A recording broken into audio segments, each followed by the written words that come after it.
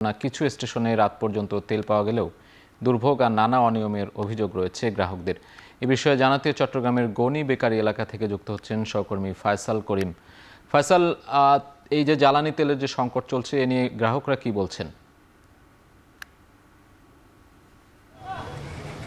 সাজিদ, আমরা যেটা দেখছি চট্টগ্রামে আসলে সবগুলো পেট্রোল পাম্প বা ফিলিং স্টেশন সারাদিন খোলা থাকছে না, সকাল থেকে রাত পর্যন্ত খোলা থাকছে। এমন হাতে গোনা কয়েকটি ফিলিং স্টেশন আছে, তার মধ্যে গনি বেকারির এই কিউসি ফিলিং স্টেশনটি রাত পর্যন্ত খোলা থাকছে। আমরা এখানে দেখেছি যে কিছুক্ষণ আগেও কয়েকশো বাইকের সারি ছিল, ব্যক্তিগত গাড়ি ছিল।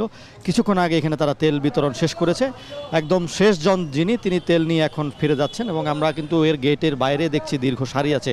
অনেকে হয়তো অপেক্ষা করছেন যে আসলে আবার নতুন করে তেল দেওয়া হবে এমন একটি আশায় কিন্তু আমরা যেটি দেখি যে গত কয়েক মাস ধরে যে চিত্র, সেই চিত্র কিন্তু আছে যে পেট্রোল পাম্পগুলোর সামনে কিন্তু অনেকেই দাঁড়িয়ে থাকছেন। তেল যদি শেষও হয়ে যায় তাহলে কিন্তু অনেকেই অনেকক্ষণ অপেক্ষা করছেন। এই পেট্রোল পাম্পটি যেটি যারা কর্তৃপক্ষ আছে তারা বলছে যে আজকে তারা 22,000 লিটারের মতো জ্বালানি দিয়েছেন, যার মধ্যে 4,500 লিটার ডিজেল এবং বাকিটা অকটেন। এবং আমরা দেখেছি যে এখানে আসলে ঈদের আগে যে ধরনের একটা প্রতিযোগিতা থাকতো, মানুষের মধ্যে উদ্বেগ থাকতো বা দীর্ঘ সময় অপেক্ষা করে অর্থাৎ 5, 6, 7 ঘন্টা অপেক্ষা করেও যে তেল না পাওয়ার যে বিষয়টি, সেটি কিন্তু কিছুটা কমে এসেছে। যারা তেল নিতে পেরেছেন তারা বলছেন যে অনেকটা সুশৃঙ্খলভাবে তারা তেল নিয়েছেন।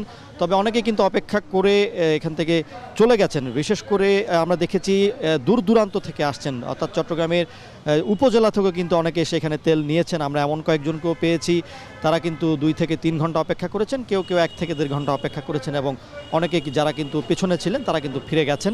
এবং এখানে যারা কর্তৃপক্ষ আছে তারা বলছে যে আগের মতো যে বিশৃঙ্খলা, আগের মতো যেই প্রতিযোগিতা তেল নেওয়ার জন্য, সেই তেল নেওয়ার প্রতিযোগিতা কিছুটা কমেছে।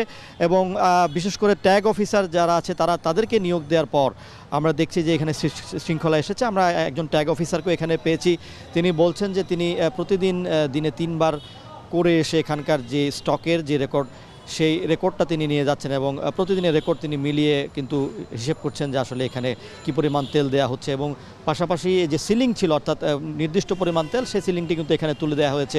অর্থাৎ যে যতটুকু তেল নেওয়া প্রয়োজন ততটুকুই কিন্তু নিতে পারছেন। এবং আমরা দেখছি যে আজকে যারা এখানে তেল নিতে পেরেছেন অনেকেই সন্তুষ্ট হয়ে ফিরে গেছেন। সাজিদ। সহকর্মী ফয়সাল করিম যুক্ত ছিলেন চট্টগ্রাম থেকে।